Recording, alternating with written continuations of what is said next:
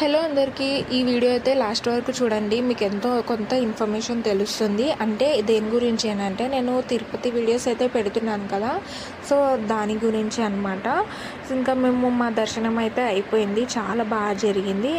And ఇంకొకటి కొంతమందికి తెలియదు, కొంతమందికి ఏంటి చాలా మందికి తెలియదు, అక్కడ రూల్స్ అయితే చాలా మారిపోయాయి. సో మనం అయితే ముందు బుక్ చేసేసుకోవాలి, ప్లాన్ చేసేసుకోవాలి. ఒక 1 మంత్ ముందు, చాలా దూరం నుంచి ట్రావెల్ చేసే వాళ్ళైతే 1 మంత్ ముందే అంటే వాళ్ళు ఎలా వెళ్తారు, ట్రైనా, బస్సా, కారా, ఏంటి అనేది వాళ్ళు ముందే ఫిక్స్ అయిపోయి ముందు 1 మంత్ ముందే ఇట్లా బుక్ చేసుకోవాలంట. సో చూసుకోండి. ఇంకొకటి ఏంటి అంటే మనము ఇప్పుడు తిరుపతిలో బస్ దిగుతాం కదా, ట్రైన్ అయినా బస్ అయినా. సో మనము దిగగానే మనం ఏం చేయాలి అంటే మెయిన్ ఫస్ట్ థింగ్ మనం టికెట్స్ కోసం అయితే వెళ్ళాలి.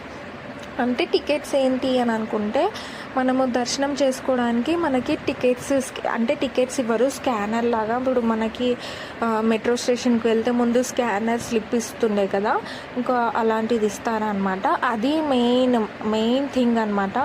అది మన దగ్గరే పెట్టుకోవాలి, అస్సలు మిస్ చేసుకోవద్దు. ఎందుకంటే అది ఉంటేనే మనకి దర్శనంకి ఎలా చేస్తారు. 1 కిలోమీటర్ 2 కిలోమీటర్ లైన్ నుంచి మనం దగ్గరికి వెళ్ళాక అది చూపిస్తేనే మనకి ఎలా చేస్తారు. జాగ్రత్తగా పెట్టుకోండి. ఇంకొకటి మెయిన్ థింగ్ ఏంటంటే, ఆ దర్శనం అయిపోయిన తర్వాత కూడా మనం ఆ స్లిప్ అనేది, అదే స్కాన్ కోడ్ ఉంటుంది కదా, అదైతే పడేయద్దు. అది చూపిస్తే మనకి 2 లడ్డూలు ఇస్తారు. అంటే ఒక టికెట్ పైన 2 లడ్డూలు ఇస్తారనమాట. సో అది యూస్ఫుల్లే కదా, మనకి మనీ కూడా సేవ్ అవుతాయి.